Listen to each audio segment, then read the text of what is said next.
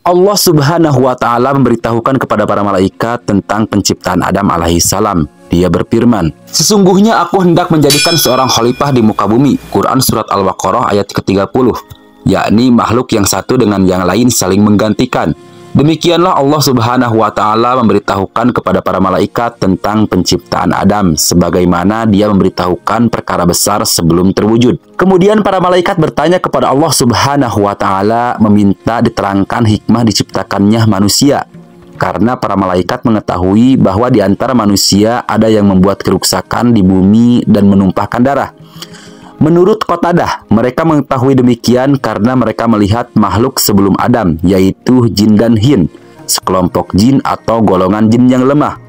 Menurut Ibnu Umar, 2000 tahun sebelum Adam diciptakan, jin sudah ada menempati bumi. Lalu mereka menumpahkan darah, maka Allah Subhanahu wa Ta'ala mengutus satu pasukan malaikat, lalu mereka mengusirnya ke jazirah laut. Menurut para malaikat, jika hikmah diciptakannya manusia adalah untuk beribadah kepada Allah, maka sesungguhnya mereka telah beribadah kepadanya. Mereka berkata, "Mengapa engkau hendak menjadikan khalifah di bumi itu orang yang akan membuat kerusakan padanya dan menumpahkan darah? Padahal kami senantiasa bertasbih dengan memuji engkau dan mensucikan engkau."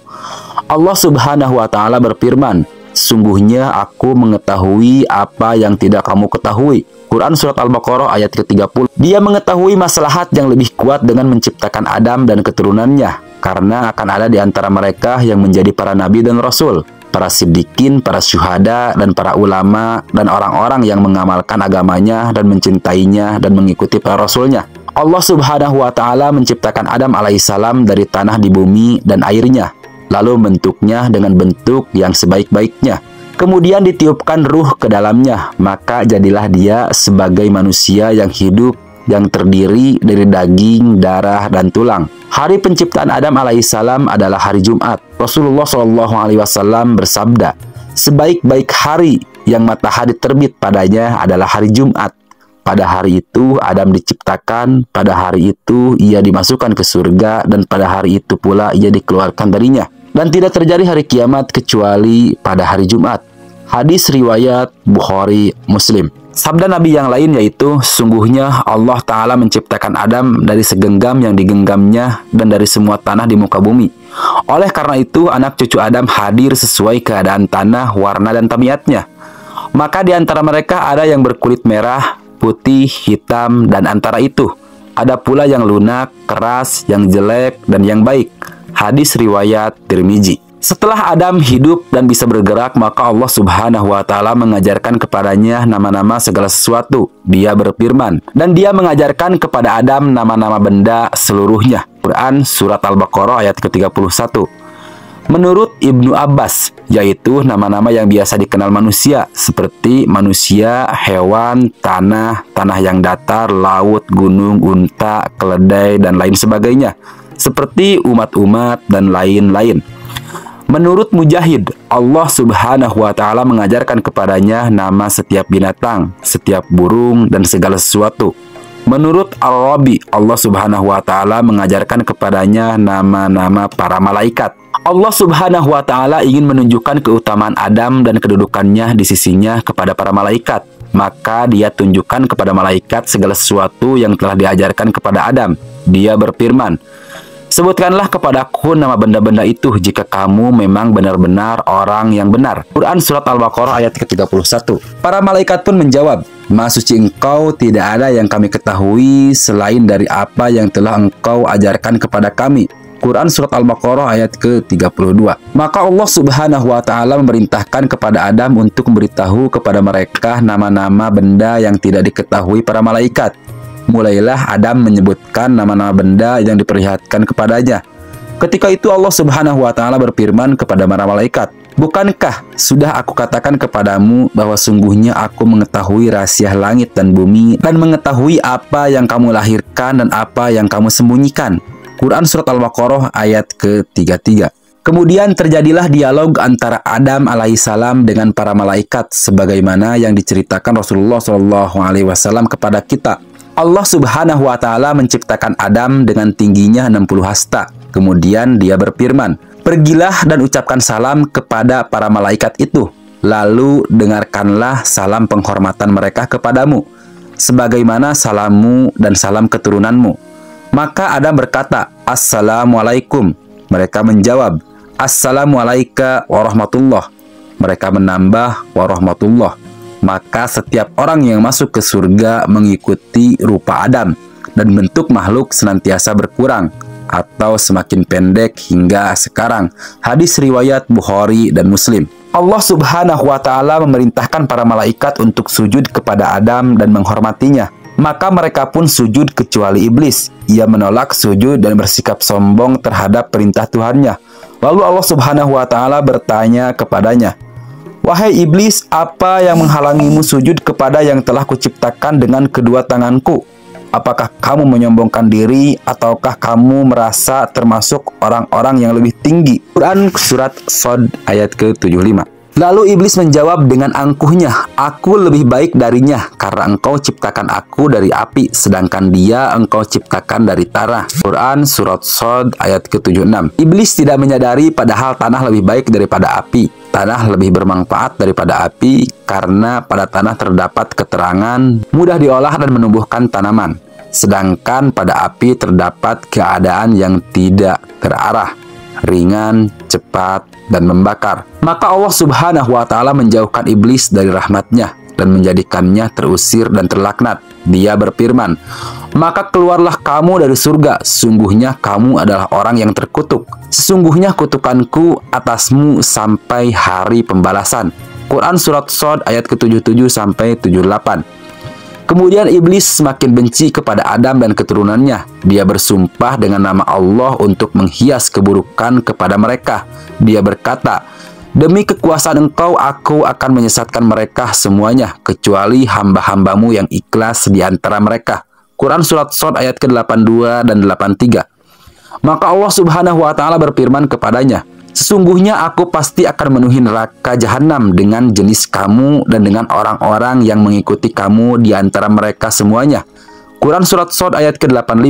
As-Sudi menceritakan dari Abu Salih dan Abu Malik dari Ibnu Abbas, dan dari Murrah dari Ibnu Mas'ud serta dari beberapa orang sahabat, bahwa mereka berkata, Iblis dikeluarkan dari surga dan Adam ditempatkan di surga. Maka Adam berjalan-jalan di surga sendiri tanpa ada pasangan yang dapat menenteramkannya. Kemudian ia pun tertidur. Ketika ia bangun, ternyata di dekat kepalanya ada seorang wanita yang duduk. Allah Subhanahu wa Ta'ala menciptakannya dari tulang rusuknya. Adam lalu bertanya kepadanya, Siapa engkau? Kemudian ia menjawab, Seorang wanita. Adam bertanya, Untuk apa engkau diciptakan? Ia menjawab, Agar engkau dapat merasa tentram denganku. Lalu para malaikat berkata kepadanya, melihat ilmu yang dimiliki Adam, Siapa namanya wahai Adam? Ia menjawab, Hawa. Mereka berkata lagi, Mengapa disebut Hawa?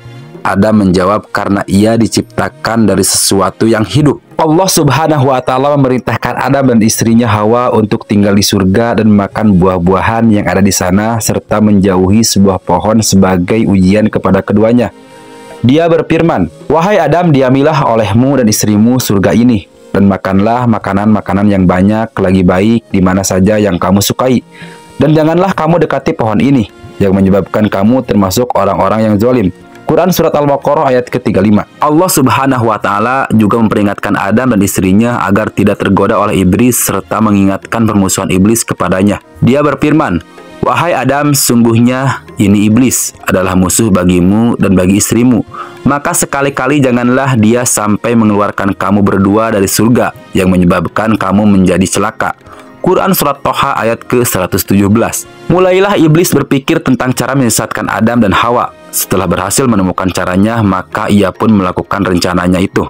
Ia pun mendatangi Adam dan Hawa dan berkata, Wahai Adam, maukah saya tunjukkan kepada kamu pohon kekekalan dan kerajaan yang tidak akan binasa? Quran Surat Toha ayat ke-120. Maka Adam dan Hawa membenarkan ucapan iblis itu karena sumpahnya, di mana menurut keduanya tidak mungkin ada orang yang berani bersumpah secara dusta dengan nama Allah. Maka Adam dan Hawa pun pergi mendatangi pohon itu dan memakan buahnya. Ketika itulah terjadi peristiwa yang mengejutkan. Keduanya terbuka auratnya dan telanjang karena maksiat dan keduanya pun merasa malu dan sedih sekali.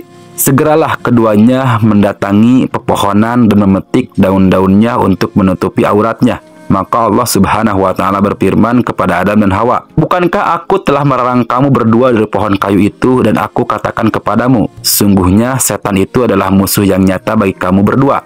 Quran Surat Al-A'raf ayat ke-22. Ketika itu Adam dan Hawa sangat menyesal sekali karena telah bermaksiat kepada Allah. Segeralah keduanya bertobat dan beristighfar. Keduanya berkata, "Ya Tuhan kami telah menganiaya diri kami sendiri, dan jika Engkau tidak mengampuni kami dan beri rahmat kepada kami, niscaya kami termasuk orang-orang yang rugi." Quran Surat Al-A'raf ayat ke-23. Setelah Adam dan Hawa menyesal dan beristighfar, maka Allah Subhanahu wa Ta'ala menerima tobat dan memerintahkan keduanya untuk turun ke bumi dan hidup di sana. Mulailah Adam hidup di bumi dan membuka lembaran perjalanan hidupnya yang baru di sana. Di bumi itu, Adam memiliki banyak keturunan. Ia mendidik dan mengajarkan mereka serta memberitahukan mereka bahwa hidup di dunia merupakan ujian dan cobaan, dan hendaknya mereka berpegang teguh dengan petunjuk Allah serta waspada terhadap tipu daya setan. Ia juga mengajak keturunan agar menyembah Allah Subhanahu wa Ta'ala, memberitahukan kepada mereka tentang kebenaran dan keimanan, memperingatkan mereka akan bahayanya syirik, kemaksiatan, dan bahayanya menaati setan sampai ia wafat. Ketika Nabi Muhammad SAW dimi'rajkan ke langit, maka beliau bertemu dengan Nabi Adam alaihissalam di langit pertama, dan dikatakan kepada beliau, "Ini adalah bapakmu, Adam alaihissalam. Maka ucapkanlah salam kepadanya." Maka beliau mengucapkan salam kepadanya, dan Adam alaihissalam menjawab salam dan berkata, "Selamat datang anak yang soleh dan nabi yang soleh." Hadis riwayat Bukhari dan Muslim. Nabi SAW juga memberitahukan kepada kita bahwa manusia akan mendatangi Adam alaihissalam dan berkata, "Wahai Adam, engkau adalah bapak manusia. Allah menciptakanmu dengan tangannya, meniupkan ruh ciptaannya kepadamu, lalu memerintahkan para malaikat untuk sujud kepadamu dan menempatkanmu di surga. Tidakkah engkau memberikan syafaat untuk kami kepada Tuhanmu? Tidakkah engkau melihat keadaan kami ini dan apa yang menimpa kami?" Tetapi Adam alaihissalam tidak bisa memberikannya dan menyebutkan uzurnya. Ia malu kepada Allah Subhanahu wa Ta'ala karena pernah memakan pohon yang dilarangnya, sehingga ia menyuruh mereka pergi mendatangi nabi yang lain.